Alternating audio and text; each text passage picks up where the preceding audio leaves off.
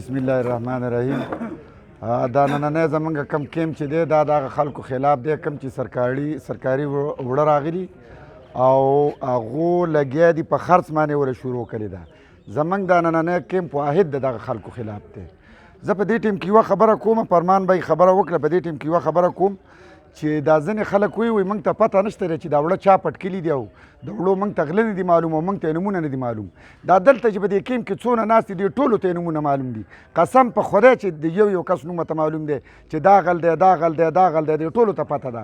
بیا که دغه درته نه نو بیا تاسو لاړ شئ د ای ډي سي خواله. د ای ډي سي څه یو غاټ لیست پروت دی، په هغې کې غله څه ښودلي دي چې پلانکي غل دونه وړه وړي، پلانکي غل دونه وړه وړي، پلانکي غل دونه وړه وړي. د هغه څه باقاعده لیست ورڅه دی. بله ورځ زه ورڅومه تقریبا 30 که 35 کسانو د هغې لیست یې جاري کړی و چې دا غله دي. بیا زمونږ دا سیاسي کم خلک چې دي دا کم سیاسي پارټۍ چې دي، زه به درته دا یو خبره وکړم چې په دې ټیم کې د پی ډي ایم ګورنمنټ دی. د دې نه مخکې د پی ټي آی ګورنمنټ و، نو کله به ته ډي اف سي له ورغلې، ډي اف سي به ویل چې پی ټي آی وزیر اعلی ما ته وایي چې دلته څونه ته دا ډیلران الې نو دا د پی ټي آی والا له نورماله. نو که اوس هم تاسو وګورئ په دې کې 70% ډیلران چې دي دا د پی ټي آی دي، په دې کې د پی ډي ایم هغه شان ډیلران نشته. که اوس هم ته وګورئ نو سار خلیل راشي او دا ډي اف سي د لاس نه نیولی چې کوم ډیلر پیاړی راړی ورته یې ښی وایي صاحبه دا دلته واړه او دا ماړه وه. نو باقاعده په دې کې حصې دي، په دې کې د ناظمانو حصې دي، د مینیګانو پکې حصې دي، د ایم پي ایګانو پکې خپلې حصې دي، هغو ته میلاویږي.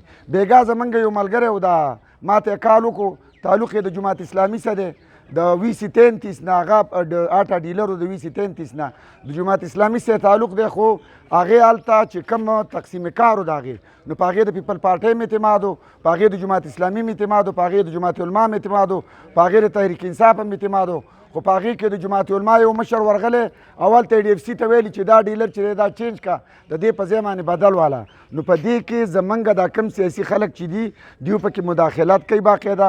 نن دلته چې موږ ولاړي که په خپله زمونږ د نیشنل پارټۍ یو کس پکې او هغه غلا کړي، زه وایم چې پیله کاروایي د نیشنل پارټۍ هغه حق ورکر خلاف کاروایي وشي. کم چې غل دی بیا چې د تحریک انصاف کم ملګري غلا کړي بیا د هغه خلاف وشي.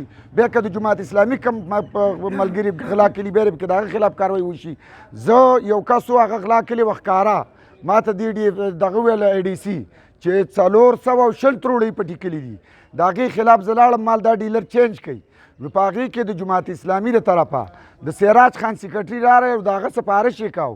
ویل په کوم سفارش کې راغلی ای ډي سي صاحب ته ویل صاحبه دا زوړ ډیلر چې و دا ښه دی دا مه بدلوه، دا نوی ډیلر چې دی دا غل دی، مال په دې نوي ډیلر باندې غلا ثابت کا. ویل نه تی په دې زاړه ثابت کا.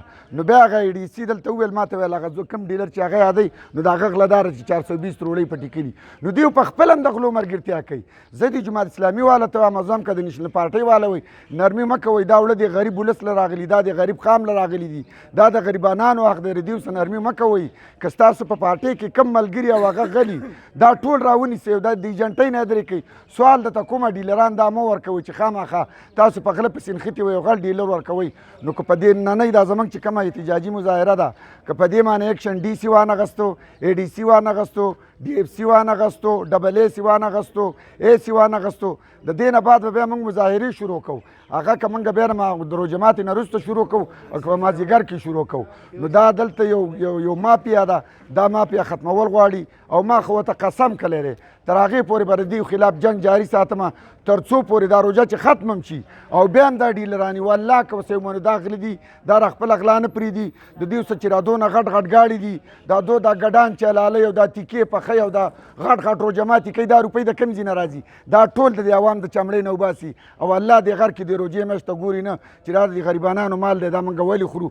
نو ستاسو یو ځل بیا مننه کوو، شکریه هم ادا کوو او ستاسو په وساطت سره وزیر اعلی ته او ګورنر ته دا اپیل کوو چې را دلته دا کم غله دي تاسو دلته د انتظامیه ته وینا وکئ چې دا د دې ډیلرشپ نه چینج کړي او نور ډیلران د دې په ځای باندې والي. باقي پاتې دا کمې 9 روجې چې دي چې په صحیح طریقه باندې د عوامو ته دا وړه ورسي، که نه غریب خاص هم تباه دی. دا کم اغلا چې دا به دغه شان روانه دا را ختمېدو نوم نه الي. نو د دغو نه اپیل کوو دا کم ډیلران چې دلته دي انتظامیه ته دي وایي چې کم پکې غله دي دا ترې پاک وباسئ، دا ترې ختم کړئ. او ډېره مننه ستاسو د ځبان میډیا پینل، ډېره مننه.